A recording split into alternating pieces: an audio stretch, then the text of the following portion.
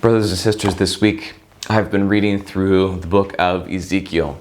And in chapters 29 to 32, I was reading about the destruction that's going to come upon Egypt, that Ezekiel is predicting at the hands of the Babylonians. And we find out in chapter 29 why God is bringing destruction on the Egyptians.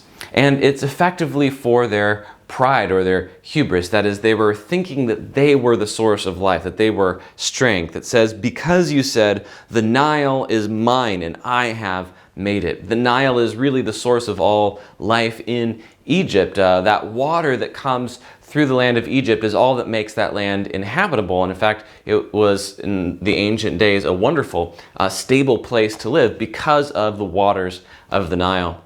But the Egyptians looked to themselves, particularly Pharaoh, who considered himself a god, and looked to themselves and thought that they were the source of this life. They were the source of strength. And so they looked upon themselves and said, we are strong, we are proud, we are able to sustain ourselves, we are strong, we will not be defeated. But God is actually saying the Babylonians are about to come and they are going to destroy you. They're going to completely annihilate you.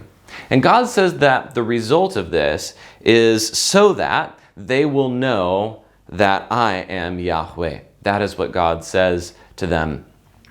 Yahweh is the name that God gave to Moses. When Moses asked him, he said, what name shall I give to the people of Israel? When they ask me, what God is this that's coming? And God says, tell them Yahweh has sent you. That is the I am that has sent you. Or maybe a little bit better, I am that I am. So it is a statement of self-existence, that he doesn't rely or depend on anyone or anything else. He creates life within himself, and all other life, all other good is dependent entirely upon him. There is none other besides Yahweh, God. And God is going to demonstrate to the Egyptians that he is Yahweh. How is he going to do that? Well, in chapter 30, verse 8, we see that it is when God sets fire to Egypt. In verse 25, it is when God strengthens the Babylonians over the Egyptians. And in 30, verse 26, we see that it is when God scatters the Egyptians among the nations. How does this demonstrate to them that he is Yahweh, that he is the self-existent one? The prophecy of Ezekiel might possibly have gotten to Egypt, and so they might have sort of put two and two together, but there's a good chance that they never really saw the prophecy of Ezekiel.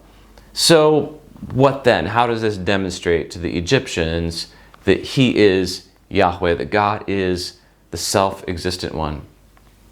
Well, again, we need to look at what their problem was. Their problem was that they thought that they were the source of life. And when God destroys that which they had placed their faith in, when they realized that they couldn't create life themselves, they couldn't create the Nile, they couldn't bring themselves safety or security or any of those things,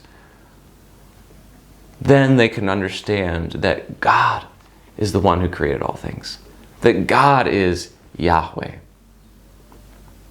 This is important because it applies to us today in our modern situation as well. As we're going through this season of COVID-19, we're going through a much less difficult time than the Egyptians. We're not having everything around us destroyed, but it is true that everything is much more tenuous. Everything is much more in jeopardy.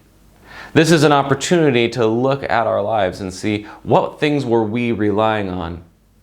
If someone asked us about the company that we built, would we speak of our long hours of hard work? If someone asks how you got that amazing job, are you going to talk about your hours of study and dedication? If someone compliments you on the good behavior of your children, are you going to start listing off your parenting methodology and the hours of investment that you made in it? Or do you say, God is the one who has provided this for me? This isn't to say that your strength of arm, that the gifts that God has given you, you weren't faithful in using them to bring about those good things. But this season is a great time to realize how little control we have over our lives. That's actually a good thing for us to understand.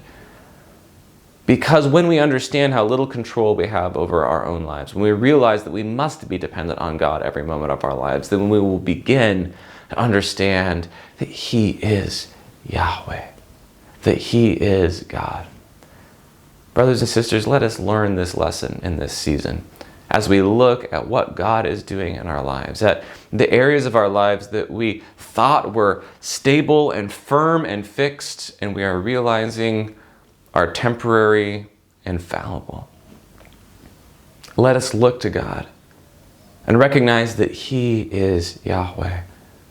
And what's more, that as we see in James chapter 1, verse 17, every good thing given and every perfect gift is from above, coming down from the Father of lights, with whom there is no variation or shifting shadow. The giver of all that is good in this life has not changed and will not change. He is the source of all that is right and good. The things around us may fail, they may fall, gold and silver will rust and decay, but God will not fail. He is the one to whom we should cling. He is Yahweh God.